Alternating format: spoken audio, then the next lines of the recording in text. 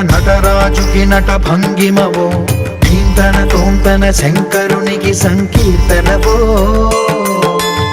ఈశ్వరుడే అనునిత్యం తనలో తలచుకునే ఓంకారమువో, శివ హృదయం కరిగించే ఆ పంచాక్షరివో. నీ మదిలో మహదేవ